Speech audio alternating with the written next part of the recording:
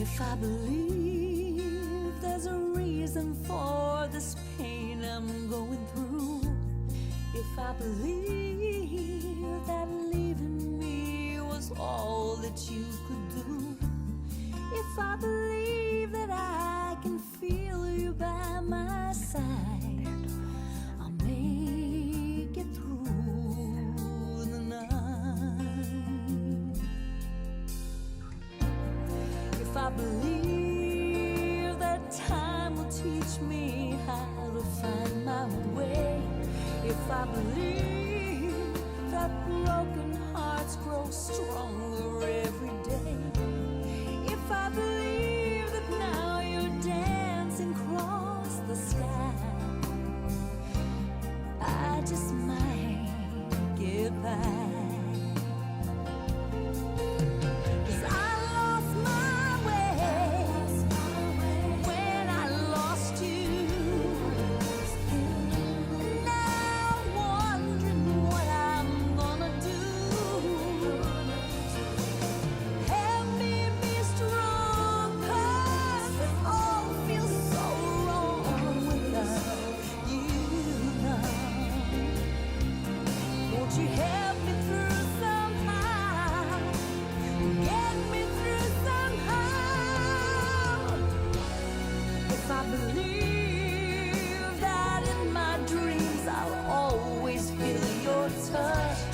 If I believe that memories won't always hurt this much, if I believe that I will see your face again,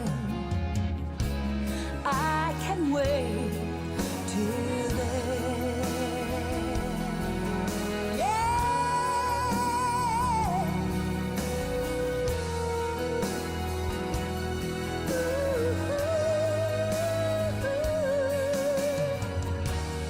If I believe I'll hold you in my arms again, I can wait. I know that I can wait. I can wait till then.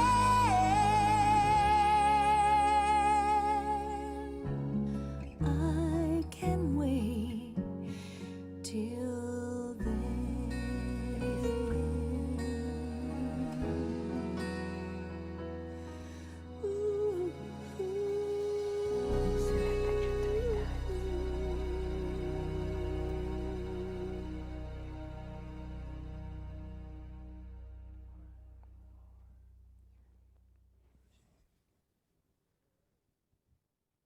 Good evening. My name is Joanne, and welcome to watching the Somerville Overcoming Addiction show.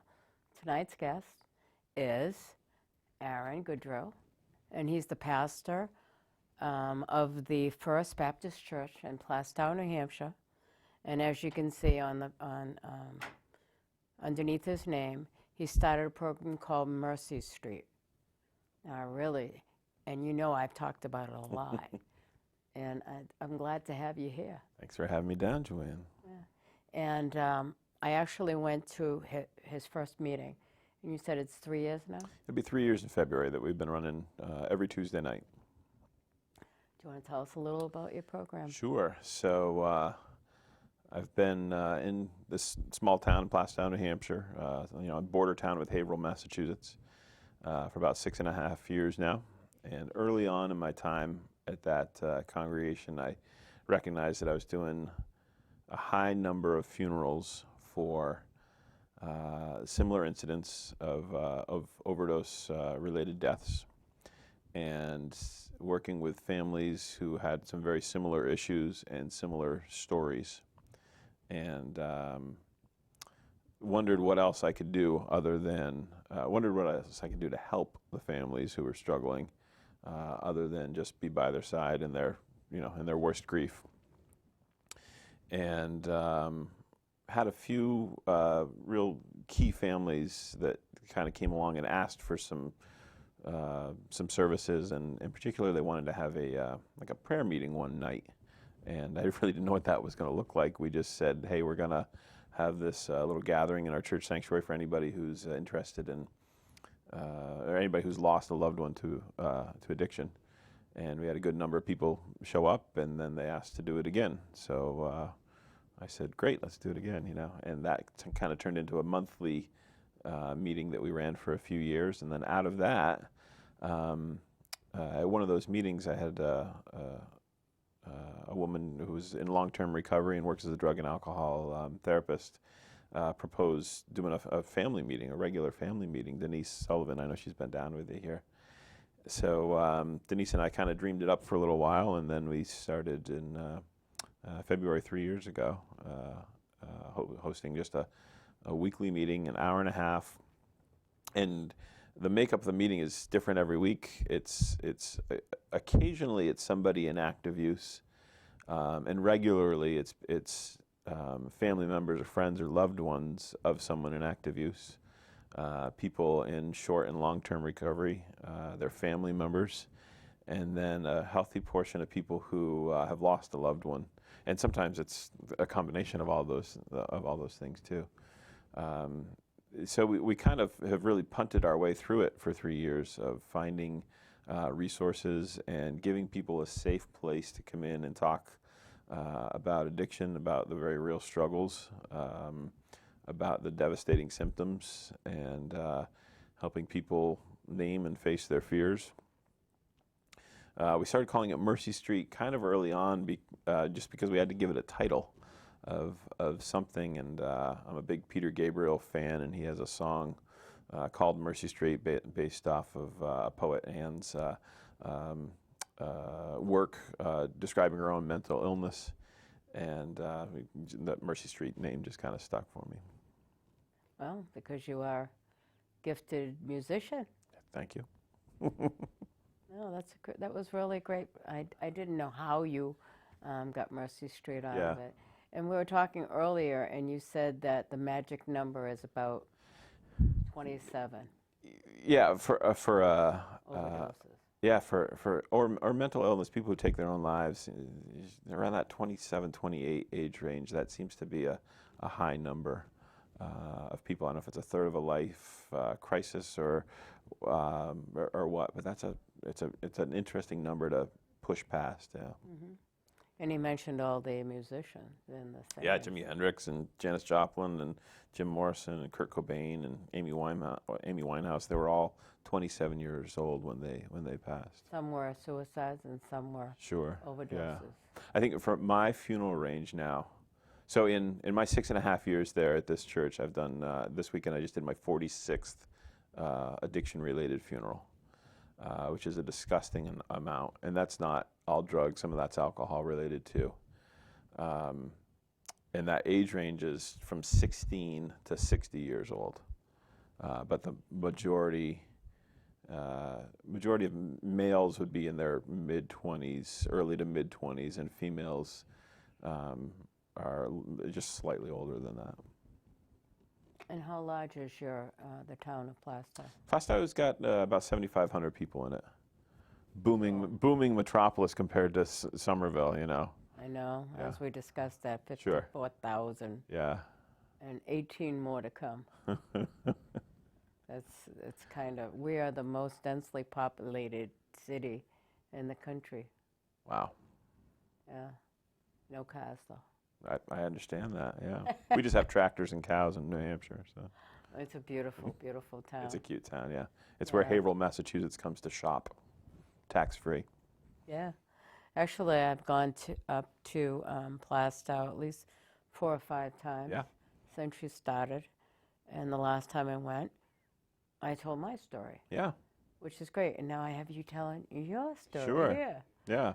But although I really don't have you have a compelling story because you've lived through the symptoms of the disease. You've suffered in it, and your loved ones have as well. I don't have that in my direct story yet. Not to say I never will. My kids are 16. Never say never. And my kids are 16 and 11, and addiction doesn't discriminate: white collar, blue collar, no collar, factory worker, pastor's family. It doesn't matter.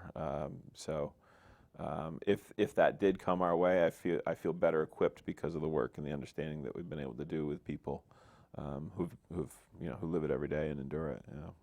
Well, it's a good thing that your wife is involved. Yeah, my wife's great. She's taken this on with me, and has done a tremendous amount of work within boundaries and codependency and enabling and taking that on. She can come alongside some moms in particular, or some wives that need that support, and we try to keep good boundaries all the time, while still being sensitive to family secrets. That every family has their secret, and when we get close to it, then people back off or shut down or throw a distraction around.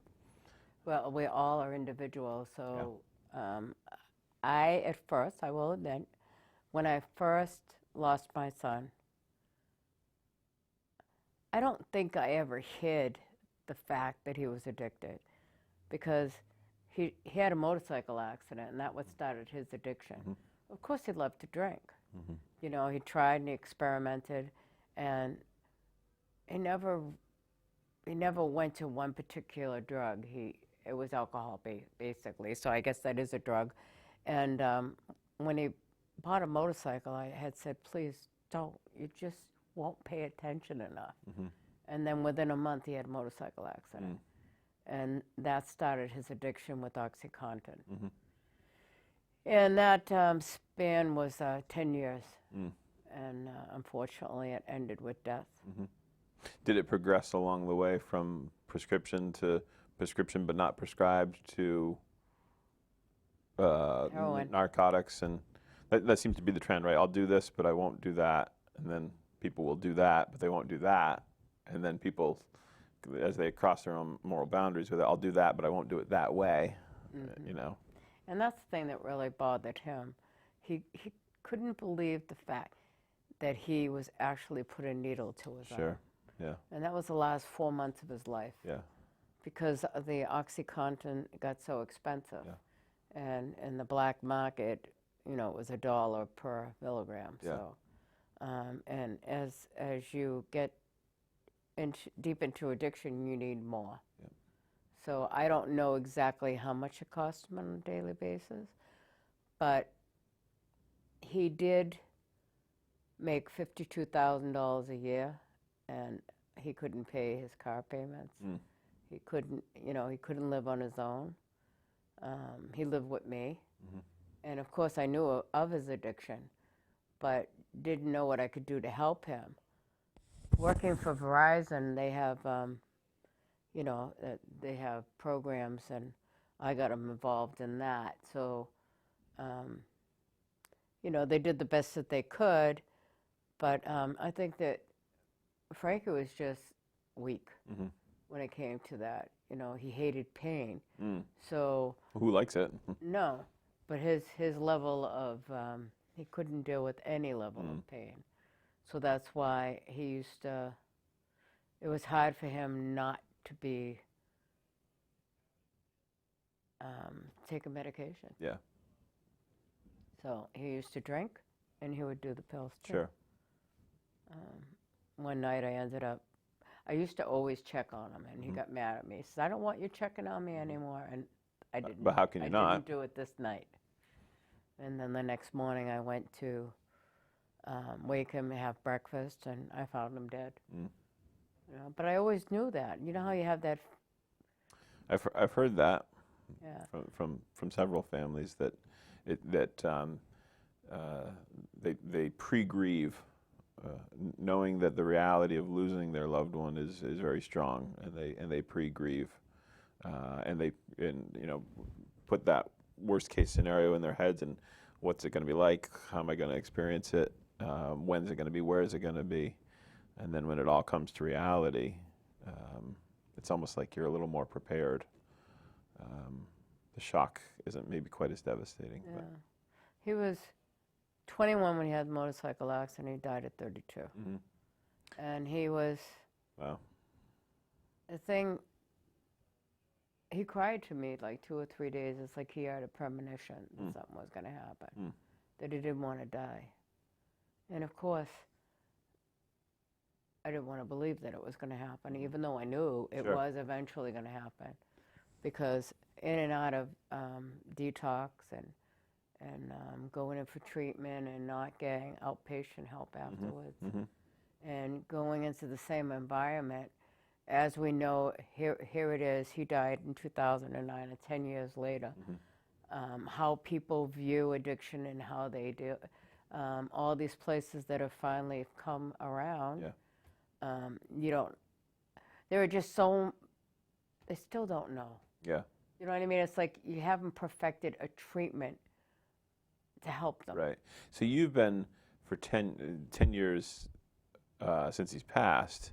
So you're well ahead of the curve trying to help reduce stigma, trying to normalize addiction as a disease like we normalize cancer, like we normalize everything else, which is such a challenge because, the symptoms of pancreatic cancer might be lethargy and appetite and muscle loss and things like that. But the symptoms of a drug addiction or substance use disorder are going to be lying and cheating and stealing and crossing moral boundaries that helps increase the stigma because the person's behaving in this way, but it's just so that usually the person doesn't want to stay an addict. They just don't want to be dope sick for the day, right? And then, and I don't know if you endured those types of symptoms with Frankie, but can I ask you, since you're on my show, Joanne? Okay. After, in your 10 years of grief, did you play the mental game with yourself where it's two phrases, what if or if only? I've got a lot of parents who say, what if I had done this, or if only we had done that? And it's like we give ourselves a little bit of relief when we, a little scratching of the itch when we play that, thinking, oh, if only we had done this, then maybe something would be different. But then at the end of it, at the end of the game, the mental game, the result is still the same. But it's almost like it gives us a little, I don't know if it's a dopamine hit or a little bit of something. And I say that with losses in my own life of like, what if I'd done this? But then it still comes back to, well, no, this is the reality. Did you ever play those games with yourself? Yeah. Yeah. It wasn't that, first of all, I didn't really have guilt because I tried very hard to help him. Good. Getting services for him through my Verizon, and I'd drive him to I tried very, very hard to be able to help him. Yeah. He asked me to have him sectioned. Wow. And I went through all. So you can do that in Massachusetts. We can't do that in New Hampshire. We can't section. No. Yeah. New Hampshire's slightly behind the times in many things. And you have a huge overdose. Huge Situation. Yes. Enormous. Yeah. And basically a lot of it's like out of Manchester. Yep. And other cities in northern Massachusetts, I won't malign their names, but right. there, other cities that are hubs. And while we cheer when maybe a big drug bust happens or a major dealer goes down, and while we're excited about that, and the news are happy to show the wads of cash and the substances and the weapons and stuff, the reality is when a big bust like that goes down, there's a rash around the area of an overdose spike because people can't get their stuff from a trusted source anymore, and they get desperate. And maybe the new dealer doesn't care, doesn't have the same consistency. So the overdoses, when there's a big bust, the overdoses and the rash around the area go up. And we see that a lot where we are just north of 495. That's really common for us. The reason why I mentioned Manchester is because I heard about the fire department. Yeah. And I thought it was marvelous that the fire department has safe stations right next to it. Yeah. And I thought that was pretty good. I wish a lot of people would do that. Now, we've been looking at trying to get some more recovery centers. I would love to have had one in Somerville. But Malden seemed to be the place to have it because the mayor and they had Somerville Overcome Addiction help Malden overcome an addiction start. They had a lot of recovery coaches. They were able to put their coaches in the courts. They seem to be more organized and together than a lot of other places. Good. So we thought it would be the best place to go. Sure. whereas the others were down like in the Quincy area, and that's south. And then you have the expressway and the traffic, and Yeah. how are these people going to get there? Sure. And they had a location, and they were there with a specific hospital that was going to help them, and then it fell through because they were only going to, Massachusetts was only going to do 5, and they needed to put more in other areas like west and western part of the state. And we understood that, but maybe the next time around they'll be thought of. Yeah. And they were up there rallying up the State House, and we all backed them. I mean, I wrote letters, other cities wrote letters, because it was supposed to be able to be like maybe 10, 12 cities surrounding Malden that would participate.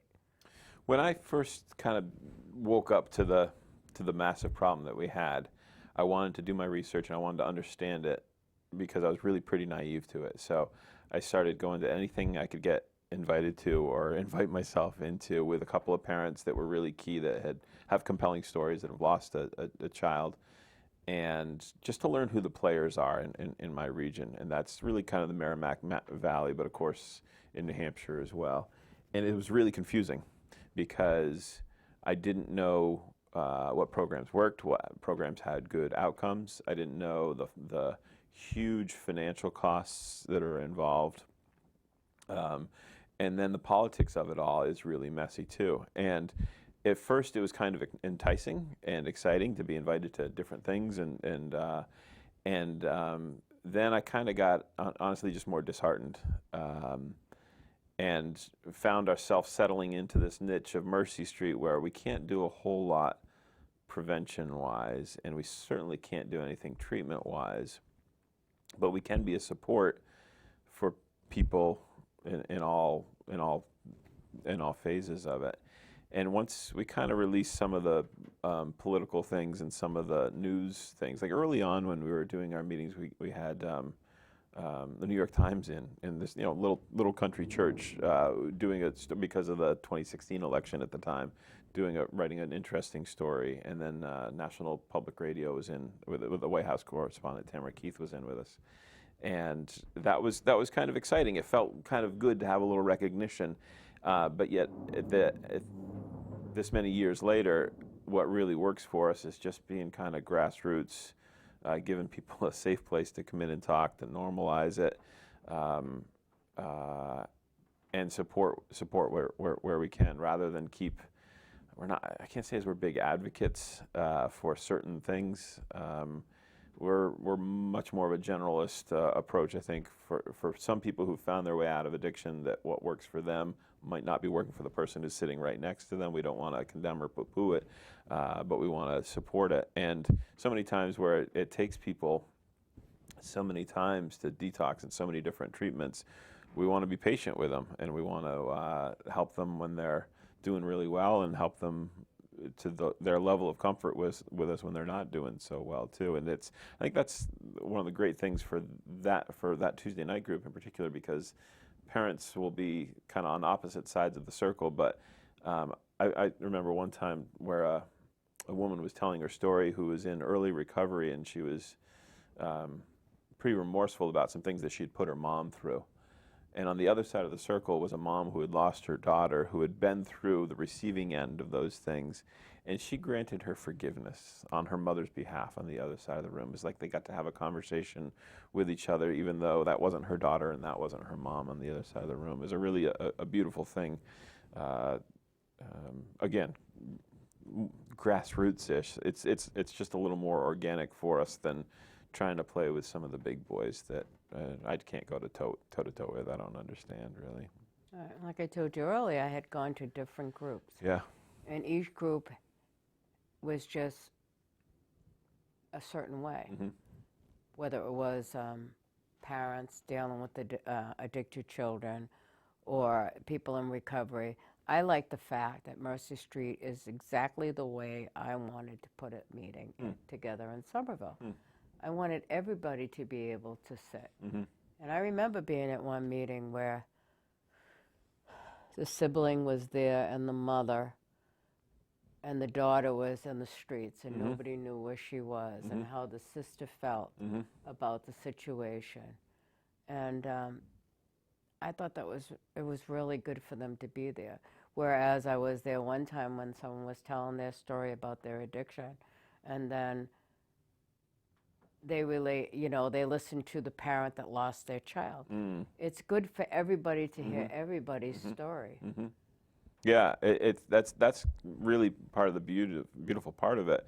It's incredibly painful sometimes too, but that's okay to experience pain and to share that, and especially for the parents, or not just parents, but family members who have lost somebody, or a friend, whatever the relationship. Anybody who's lost anybody to addiction, I always cite that the grief fountain, that the person closest to that individual has their grief. And ideally, they get to take their grief and pour it out to the next level of closeness. And then that secondary level gets to take, the people's level closest and then pass that on down and hopefully disperse some of that grief so that people don't have to hold on to it all their own. We were talking earlier about the addiction being a disease of isolation. And some of the saddest things for me as a pastor are to be sitting in a family's home where they've just lost a loved one, and they haven't felt like they've been able to talk to anybody about it. Sometimes within their own families, even that they haven't let siblings, other children know of their brother or sister's disease, for a variety of reasons that family's chosen to make that decision. Not up for me to say that they should do it a different way, but it's just sad for me that people are hurting that much without any outlet for us. That's what we try to provide. I would love to be able to go. My background before working for churches was as a social worker on the North Shore of Boston, doing home-based work. I would love to see that us kind of take little Mercy Street teams out to families that, if they've just had a loved one Narcaned in the home or something. I'd love to be able to have a resource that people can notify us that they'd like a service like that, just for some support. We've been there, and again, it's tough to know who the treatment professionals are and aren't, or advocacy ways with insurance. And so many times I've sat with families who have said, the next day they were going to treatment, the insurance finally cleared, or they were going to go, and it's one last binge, or it's something else. Or sometimes people transitioning out of incarceration, where they use again, and maybe the levels aren't right, or their dealer wasn't available, and they overdose accidentally after being without it for a while. Just difficult stories all the way around, which really takes a toll on. I'm not in recovery. I'm a normie, as other people say. So I'm a normie. Yeah, I'm a normie. A caring normie. I don't. Yeah, but I don't have that thing that causes me to be addicted to drugs or alcohol. And I don't. Yeah, but I also don't have the reasons in my life that may cause somebody else to want to pick up and abuse that way. I'm thankful for that. And I forget where I was going with that. I'm grateful to be able to work with this population at this time. When I came to little Plaistow, New Hampshire, I thought it was going to be pretty quaint, and it is pretty quaint. But there is this quiet level that's really problematic. It's tough on our first responders too, who have frequent flyers that they're Narcanning, or it's tough for them not to be jaded, and it's tough for them because they're caring, compassionate people, and it's tough for them to see people who are near death or dead for this very similar reasons again and again. So I try to help them, to their level of comfort as I can. It is amazing, Yeah. though, because that's what I always say, that my son had his own stigma. So, and most, I think, addicts do. So that's why they isolate themselves. So a stigma, like a script about themselves in their head. Right. You mean? Yeah. Like my son would never put it. He hated needles. Okay. When I brought him to the doctors, he was terrible. He was Sure. terrified. Yeah. But yet, he was able to put a needle to his arm. Uh-huh. And I think that really bothered him. Yeah. And it Because bothered it crossed his own moral boundary of Right. yeah.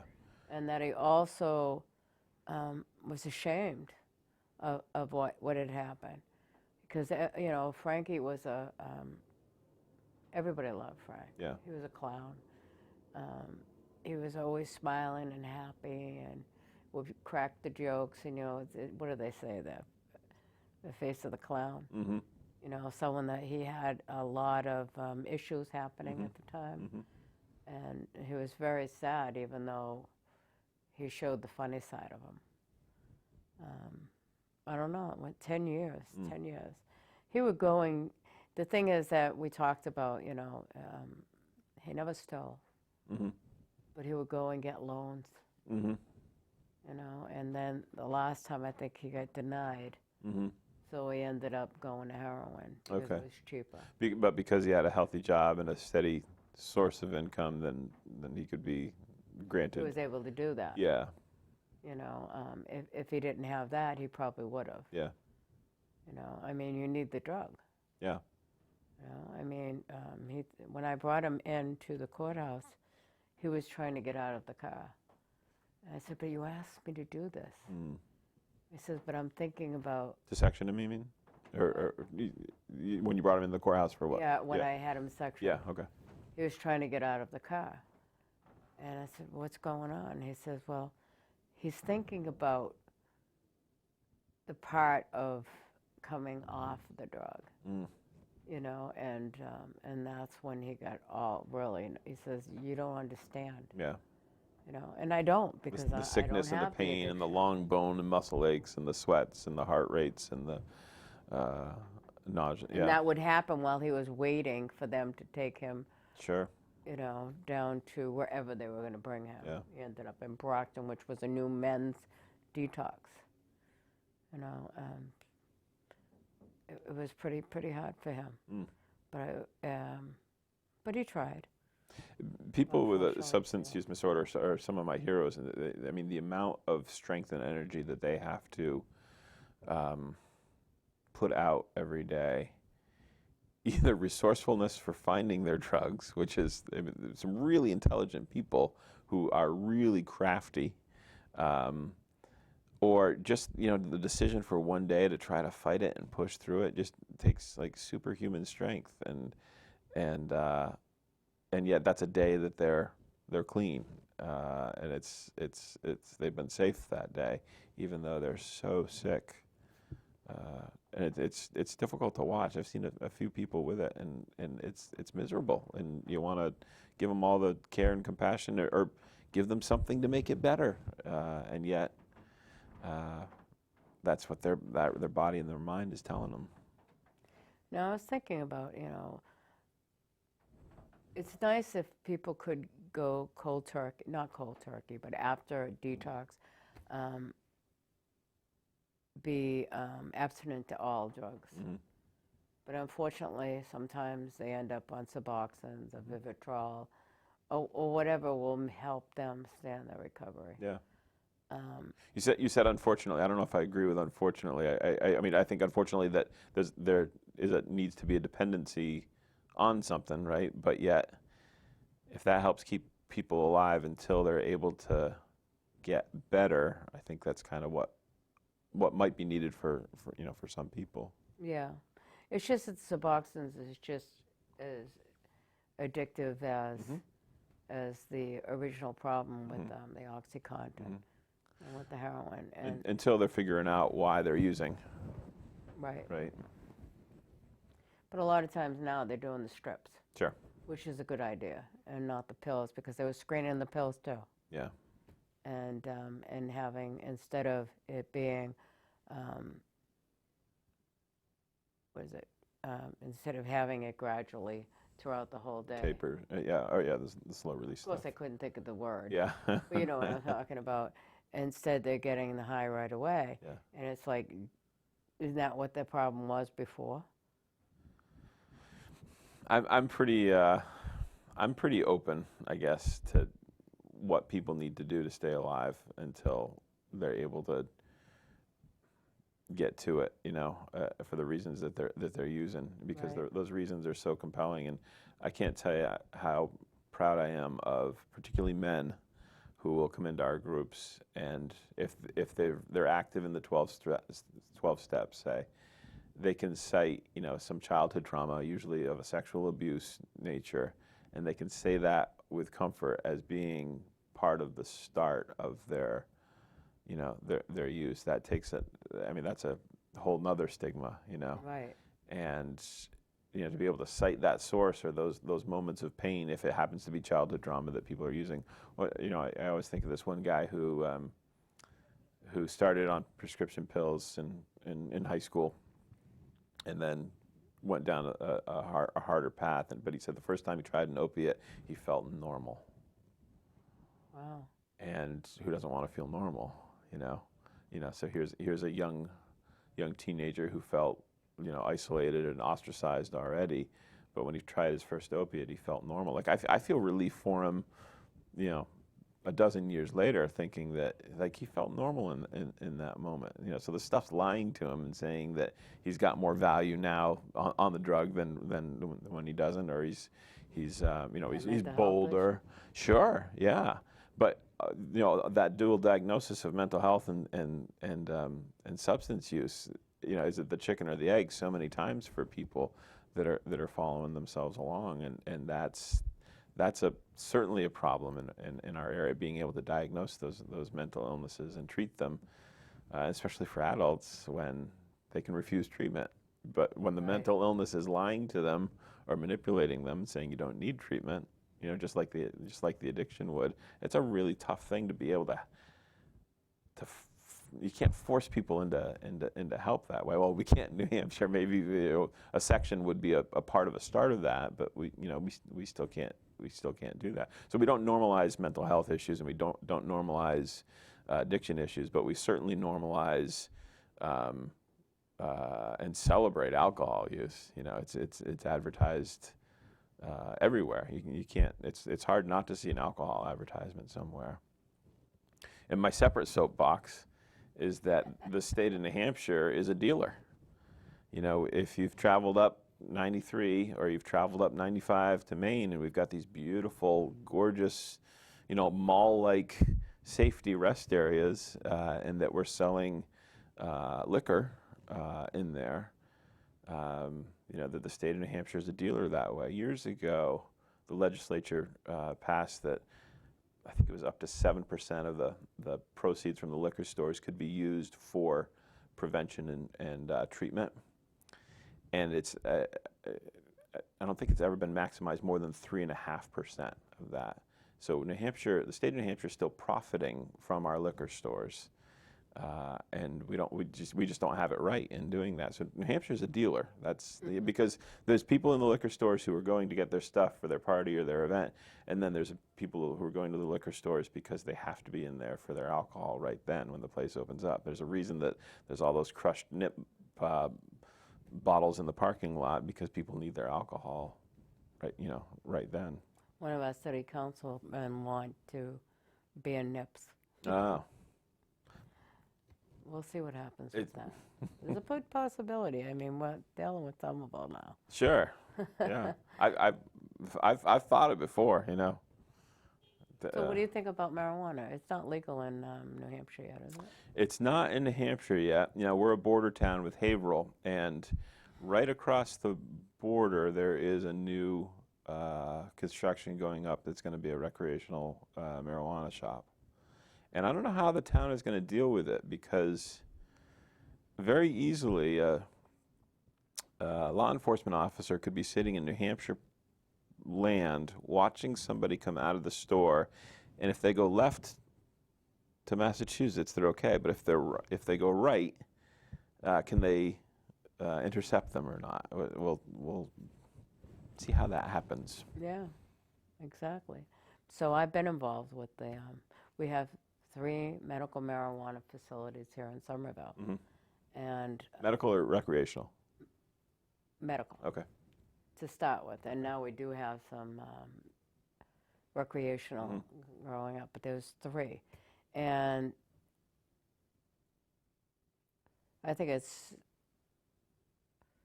5% for 3 years Okay. we're supposed to get from their profits, so that we can do the same thing as you did with alcohol up in New Hampshire. Yeah. Educate and prevention. Yeah. No, that's the goal to do it in New Hampshire, but we don't. We fund roads and bridges with it instead. That's the problem because budgets have to line up. Yeah. You know, for me, my personal decisions about drugs and alcohol are that with my pastor hat on, Joanne, I think God created everything in the world and gave humanity dominion over it. So when I grant dominion of myself to the fermented grape or grain or plant, to whatever level that dominion takes over, that's when I enter a wrong relationship with it.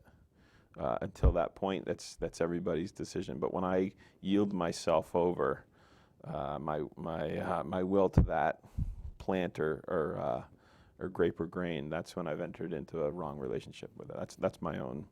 That's my own consumption. Yeah, consumption use.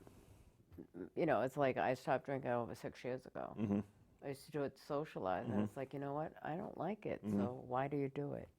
Because I didn't want to eat, because I don't want to gain weight. Oh, sure. But then you drink, and then you feel good, and you say, oh, I'll have something to eat. So it was just like, you know what? You don't want it, don't do it. So buy me a spring water. That's what I do. A handful of years ago, after I started kind of waking up to the addiction issues around me, I'm a musician, and I would be out with a few of my friends playing like bars in Portsmouth. And one night, a young woman walks in. I'd given drum lessons to her years ago. She knew me as a pastoral role too. I have a hard time saying that word. And she was surprised to see me. I was surprised to her. We caught up a little bit, and then I watched her behavior devolve over the course of the night because of her alcohol use. And I thought, I'm sitting here playing music. The restaurant is paying me to give these people a good time so they keep buying their alcohol. And I said, I can't do it anymore. I gotta focus on some different things for my music outlets anyway. I couldn't do it. And it was fun to do that. I had a good time with some friends, and so but I can't do it anymore. So I do music theater instead. Portsmouth's a beautiful town. It is. I love Portsmouth. Yeah. It's no Somerville, but it's okay. No, it's very, very, it's too dense. Maybe not quite as dense, yeah. No, of course not. It's beautiful. They even have, what do you have, cows and horses. I go up to Middleton to see them. Oh, yeah, up to, what's that farm there? Yeah. The dairy farm, that one? No, actually, I go to American Legion up there, and they have bands on Sundays. Yeah. And it's nice just to go at 11 o'clock to someone, listen to music. Oh, sure. And then afterwards, they feed everyone for free. Wow. They give them a nice, we had roast pork yesterday. Food counts for a lot. When we were doing our Sunday night Mercy Street things, the monthly gatherings, people just started bringing food. So we might have an hour-long program in the church sanctuary, but afterwards, for an hour and a half or 2 hours later, people were just connecting and just enjoying each other's company. And that's a good thing. And it was just relaxed. Yeah, just an organic flow, and people can self-assign to make friends and support one another and find some new hobbies and recreate together and do all that good stuff. And I think our Tuesday night crowd does that as well. I really enjoyed your meeting. Oh, thanks. You know, and I did see that I noticed that there was a lot of family members. Yeah. Yeah. You know, and I said, oh, that's really good that they come together. Yeah. You know, and to discuss what's going on in their lives. Out of that Tuesday night meeting, we do a once-a-month grief support just for family members who've lost a loved one to an addiction-related death. last year I did it like 7 weeks back to back. It was way too much, way too intense. And then in the spring, we tried doing it every other week, and it still, the frequency of it was just a little bit too much. So this fall we've been running it just once a month, and it's a little harder to maintain the schedule of just once a month, but it seems to be the right amount of time for some people to find that support. And again, that's an isolating thing too, that people don't always want to come out to talk to relive, but for some of them it's really helpful. I got some material from a New Hampshire State Police chaplain, and we finesse it a little bit to make it our own. But so my little church there, if it's a given week during the month, we might have a Tuesday night Mercy Street meeting, a Wednesday night Mercy Street Knowing Grief meeting, and then Thursday night we host Al-Anon, Friday night we host AA, and Saturday night we host NA. And then we've got a pretty decent church service on Sunday morning with some adequate preaching. But that's 5 nights a week that there's some addiction-related service that might be running through those doors. 2 of which we create and sponsor, 3 of which we're just a hermit crab shell for. But those meetings, the AA and the NA meetings are, there's some great work that goes on there with those folks. That's wonderful to hear. Yeah. I don't What was the know. best thing about Frankie? Best thing about Frankie? Because I know that his, I say this a lot at funerals for overdose related things, that there's bookends of our life. When we're born, we don't know much about a person. We know how much they weigh, if they have hair, how much, how long they are, but that's really like it. At the other end, the other bookend of life, we know how they died, but those bookends don't define the person in the middle, and that the death doesn't define the person. So I ask, I ask it. Yeah. I think that Frankie was a very overly sensitive person and cared about people amazing. He had a friend, not a girl that was a friend, and she was murdered at 17 years old. Her name is, well, anyway, one night I'm saying to myself, where is he? It's pretty late. And he would come home and he says, well, I had to walk so-and-so home. Because of what happened to his friend, he didn't want to see happen to anyone else. Yeah. So if he worked with someone, Sure. he would walk them home, make sure that they got home. But that's That's Frankie. pretty cool. Both protection and prevention, but also saving somebody else's misery and pain. Wow. No, he would be that type of person that cared about everyone. When he was in high school, my sister-in-law had passed away with breast cancer, and Frankie would go over, my brother lived across the street, he would go over and get my niece ready for school and my nephew. Wow. They were 5 and 7, so that my brother could go to work. And he started, brushing her hair and putting him in pigtails, and he would take care of her. And up until he died, the 2 of them, it was like they were his kids. Yeah. And he was in high school. Yeah. Yeah. That's a special guy. He was 32 when he passed, and my niece was in her 20s, and he still protected her. I say, hey, no, her boyfriend's a good guy. Yeah, yeah. You know what I mean? It's like always be watching to make sure that she's all right. Yeah. But that's the kind of guy he was. And his mother, he called me up, and not too long ago, I think it was like 2 or 3 years ago, I had a tape recording of him. And I would play it on my birthday. He would say, happy birthday, Mom, I love you. And I would listen to that, and then they finally, I don't know what happened to it, but I ended up losing that tape. Recording, yeah. Yeah, but he was that type of a guy. He cared about everyone. Yeah. Wow. And he was a clown. Okay. Yeah. It's like when you always knew when he was around. He was never quiet. Yeah. He'd be making noises, singing, whatever it is, but you always knew Frankie was around. And sometimes I feel he's still here. Sure. Well, certainly his spirit's motivating you to do a lot of this good work that you're doing. I would not want to be on the wrong side of your advocacy. I'll put it that way, probably, because you're steadfast. Right? That's the polite word for saying determined or stubborn.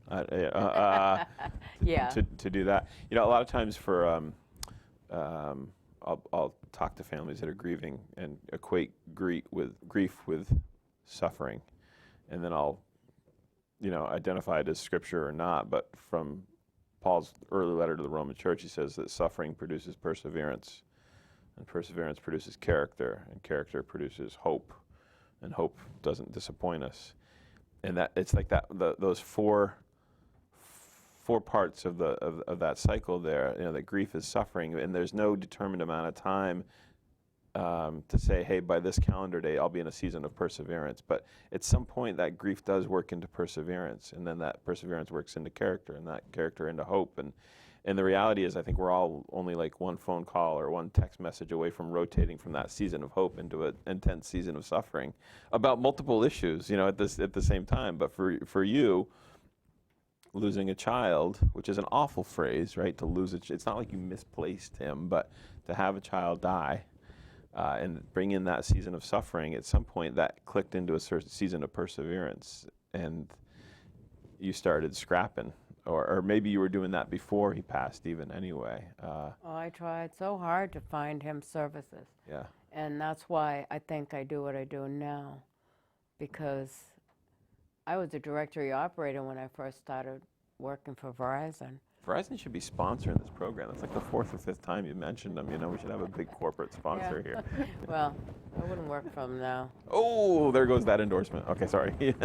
No, I mean, they changed a lot Okay. as far as, you know, I retired around the time that I felt that they'd turned the corner. It was the right time to get out. It was, Yeah, okay. definitely.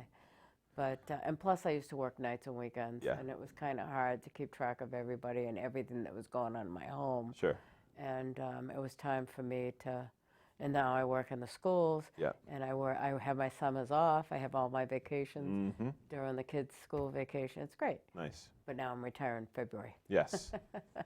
Until your next thing that you can retire from. Well, yeah, that's true. No, I figured now's the time that I can do more, be more active. Mm-hmm. I like to go with my with the groups to Washington and rally there. The State House, you know, I've been going to the Maura Healey court events, and we've had 2. One when the Sacklers wanted to have the document, which was 321 pages, redacted, and luckily the judge said no, that she wanted unredacted, and everybody had the right to know what was going on. And then the second time they tried to have it dismissed. And all of our groups that I belong to, we all went to the courthouse with pictures of our children, and we stayed outside, and we wanted them to know that we were very disappointed in them and what they did to become wealthy. Yeah. You know, they're billionaires. Isn't that always the case, though? Follow the greed of the pharmaceutical company, or follow the greed of the street dealer, or follow the greed of the state selling its alcohol. Right. You know, that to put currency over the value of people's lives is disgusting, and it's not right. And I can get, and I do get really inflamed about that, and yet my role isn't to be inflammatory. I think my role is to help support hurting people, and if I can relieve suffering in God's name, then I can, and just to be a community member is the goal. I could get wicked inflamed about a lot of things, though, and Well, you think about it. I think about it and I study it. And then you bring it back. But I can't. I'm not going to be. My role isn't necessarily a sign holder or you know, that. But I'll be a shoulder to cry on. You know, that's more. And that's more, what we my need. role. Yeah. Everybody needs a support. Yeah. Whatever kind of support they need at the time. Yeah. We're all individuals. Yeah. And I think that my healing, a lot of it helped when I started to do this. Sure. You know.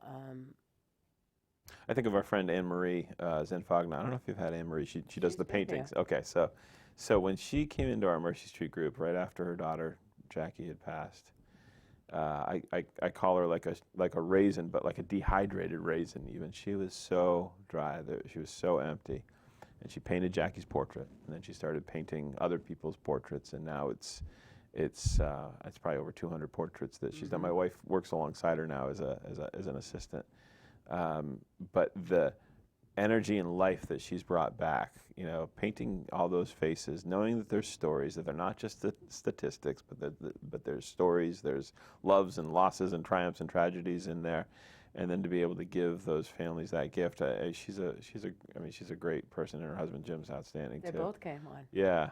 And they brought the person that they made the book with. Oh yeah. She did the poetry. Yeah, Mary Ellen, and then yeah. Mary had the pictures. Yeah. Yeah. It was. I met her through you. Great. Yeah. And I thought it would be a great idea. Yeah. Because not only do I do, have recovery centers, detoxes, I have doctors. Yeah. I've had politicians. Sure. Supposed to have Joseph Kennedy Mm-hmm. in the near future. That name's familiar. Well, why? Yeah. And the thing is that I have people that, actually we have 2 minutes left, Okay. but so I'll be quick about this.